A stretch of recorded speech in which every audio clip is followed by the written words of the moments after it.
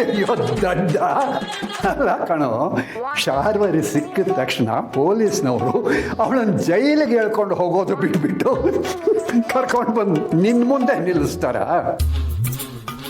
ನೋಡು, ಅವಳಿಗೆ ಏನು ಶಿಕ್ಷೆ ಕೊಡಬೇಕು ಅನ್ನೋದು ಕಾನೂನು ಪ್ರಕಾರ ಪೊಲೀಸ್ನವರು ಅವಳಿಗೆ ಕೊಡ್ತಾರೆ, ಗೊತ್ತಾಯ್ತಾ?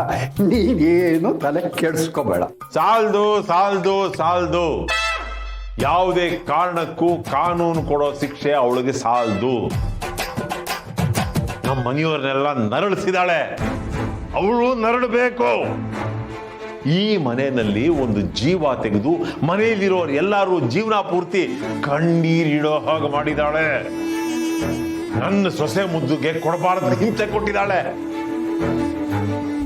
ಅಂತ ಅವಳಿಗೆ ಕಾನೂನು ನೆಪ ಹೇಳಿ ನೆಮ್ಮದಿಯಾಗಿ ಜೈಲಲ್ಲಿ ಇರಕ್ಬಿಡಕ್ಕಾಗತ್ತಾ? ಸರಿಯಾಗಿ ಹೇಳಿದ್ರಿ ಮಾವ. ನನ್ನ ರಕ್ತ ಇನ್ನೂ ಕುದಿತಿದೆ. ಅವಳು ಮಾಡಿರೋ ಪಾಪದ ಕೆಲಸಗಳನ್ನ ಒಂದೊಂದಾಗಿ ಅವಳ ಮುಂದೆ ನಿಂತು ಹೇಳಿ ಒಂದೊಂದು ತಪ್ಪಿಗೂ ಅವಳ ಕಪಾಳಕ್ಕೆ ನಾನೇ ಬಾರಿಸ್ಬೇಕು ಅನ್ನಿಸ್ತಿದೆ. ನಾವು ಅವಳಿಗೆ ಕೊಡೋ ಶಿಕ್ಷೆನ ಯಾರೇ ನೋಡಿದ್ರು ಇನ್ನು ಅವ್ರ ಜೀವನದಲ್ಲಿ ತಪ್ಪಾಡೋಕೆ ಹೆದರಬೇಕು. ಅಣ್ಣಂದ್ರಿಗೆ ನಾನೇ ಹೇಳ್ತೀನಿ, ಅವಳು ಸಿಕ್ಕಿದ ತಕ್ಷಣ ಪೊಲೀಸರಿಗೆ ಒಪ್ಪಿಸ್ಬೇಡಿ, ಇಲ್ಲಿಗೆ ಕರ್ಕೊಂಡು ಬನ್ನಿ ಅಂತ. ಹೌದಮ್ಮ, ಹೌದು.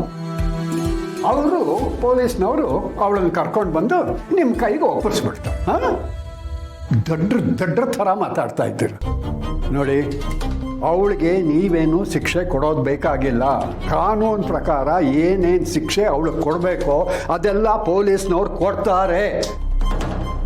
ಅಷ್ಟೇ ಅಲ್ಲ, ಆ ವಿಧಿ ಕೂಡ ಅವಳು ಮಾಡಿರೋ ಪಾಪದ ಕೆಲಸಗಳಿಗೆ ನೀ ಹೇಳಿದೆಲ್ಲ, ಅವಳ ಸಾವು ಕೂಡ ಅಷ್ಟು ಹೀನಾಯವಾಗಿರುತ್ತೆ ಕಣೋ, ಅಷ್ಟು ಹೀನಾಯವಾಗಿರುತ್ತೆ.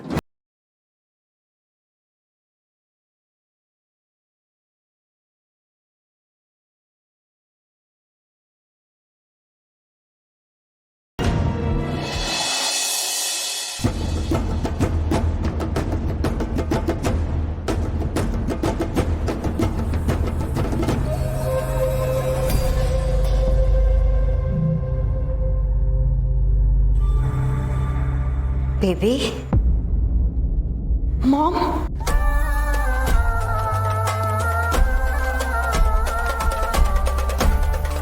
ನಿನ್ನ ನೋಡಿ ನನಗೆ ತುಂಬ ಖುಷಿ ಆಗ್ತಾ ಇದೆ. ನನಗೂ ತುಂಬ ಖುಷಿ ಆಗ್ತಿದೆ ಮಾಮ್. ಬಟ್ ನಿನ್ನ ನೋಡಕ್ಕೆ ಬರೋ ರೀತಿ ತುಂಬ ಕಷ್ಟ ಆಗುತ್ತೆ. ಅಲ್ಲ, ಈ ಥರ ಬಟ್ಟೆ ಕಟ್ಕೊಂಡೆಲ್ಲ ಯಾಕೆ ಬರಬೇಕು ಮಾಮ್?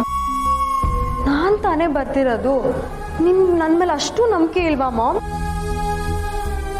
ಇದು ನಂಬಿಕೆ ಪ್ರಶ್ನೆ ಅಲ್ಲ ಬೇಬಿ. ಇನ್ನು ಸ್ವಲ್ಪ ದಿನ ಅಷ್ಟೇ ಆ ಮಾಧವನ ಮನೆಯವ್ರಿಗೆ ಒಂದು ಗತಿ ಕಾಣಿಸ್ತಿದ್ದ ಹಾಗೆ ನಾವು ಹೇಗ್ ಬೇಕಾದರೂ ಇರ್ಬೋದು. ಆ ಮನೆಗೆ ನೀನು ರಾಣಿ ಹಾಗೆ ಮೆರಿಬೋದು. ಆದರೂ ಮಾಮ್, ಇದೆಲ್ಲ ಇನ್ನೂ ಎಷ್ಟು ದಿನ ಅಂತ? ಇನ್ನು ಸ್ವಲ್ಪ ದಿನ.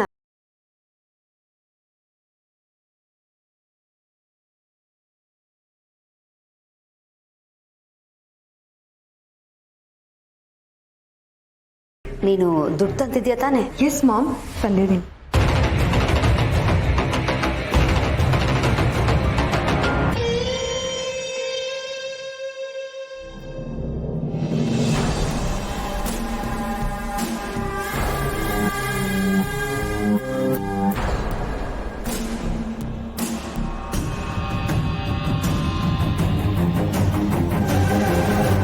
ಶಬಾಷ್ ಬೇಬಿ, ಈ ತಾಯಿಗೆ ತಕ್ಕ ಮಗಳು ನೀನು. ಆ ಮಾಧವ, ಅವಿ, ತುಳಸಿ ಎಲ್ಲರೂ ನನ್ನ ಆಟ ಏನು ನಡಿಬಾರ್ದು ಅಂತ ನನ್ನ ಕೈಗೆ ದುಡ್ಡೇ ಸಿಗದೆ ಇರೋ ಹಾಗೆ ಮಾಡಿದ್ರು. ಆದ್ರೆ ಅವರು ದಡ್ರು. ನನ್ನ ಪಾಲಿಗೆ ನನ್ನ ಮಗಳೇ ವರ ಕೊಡೋ ಮಹಾಲಕ್ಷ್ಮಿ ಅಂತ ಅವ್ರಿಗೇನು ಗೊತ್ತು? ಎಸ್ ಮಾಮ್, ನಾನು ಯಾವತ್ತಿದ್ರೂ ನಿನ್ನ ಪರಾನೆ. ಈ ದುಡ್ಡನ್ನು ಉಪಯೋಗಿಸ್ಕೊಂಡು ನಾವು ಅಂದ್ಕೊಂಡಿರೋ ಪ್ಲಾನ್ನ ಎಕ್ಸಿಕ್ಯೂಟ್ ಮಾಡಬೇಕು. ಅವ್ರು ನನ್ನ ಕಂಡು ಹಿಡಿಯೋಕೆ ಏನೇ ಪ್ರಯತ್ನ ಪಟ್ಟರು ಅದೆಲ್ಲ ವ್ಯರ್ಥ ಆಗ್ತಾ ಇದೆ. ಈ ಶಾರ್ವರಿ ತಿಮಿಂಗಲ ಇದ್ದ ಹಾಗೆ, ಅವ್ರು ಬೀಸೋ ಚಿಕ್ಕ ಚಿಕ್ಕ ಬಲೆಗಳಿಗೆಲ್ಲ ಬೀಳೋಳಲ್ಲ ನಾನು. ಈ ಜನ್ಮದಲ್ಲಿ ಅವ್ರು ನನ್ನ ಕಂಡು ಹಿಡಿಯಕ್ಕಾಗಲ್ಲ. ಕಂಡು ಹಿಡಿಯೋದಿರ್ಲಿ, ನನ್ನ ಎದುರಿಗೆ ಬಂದು ನಿಲ್ಲೋಕ್ಕೂ ಆಗಲ್ಲ.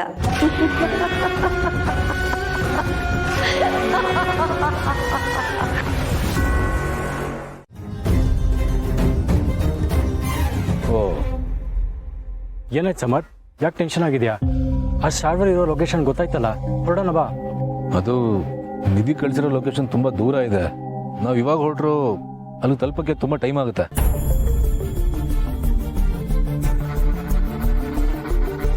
ಅಯ್ಯೋ, ಜಾಗ ಇಷ್ಟೊಂದು ದೂರ ಇದೆ, ಇವಾಗ ನಾವು ಏನು ಮಾಡೋದು?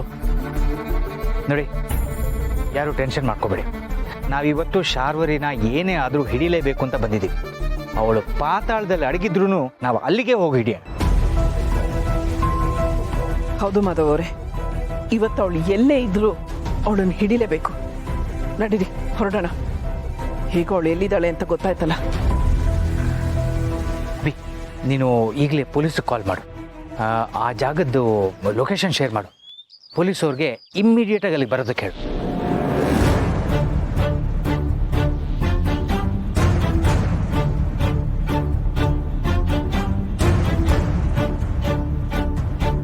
ಡ್ಯಾಡ್, ರಿಂಗ್ ಆಗ್ತಾನೆ ಇದೆ, ರಿಸೀವ್ ಮಾಡ್ತಿಲ್ಲ.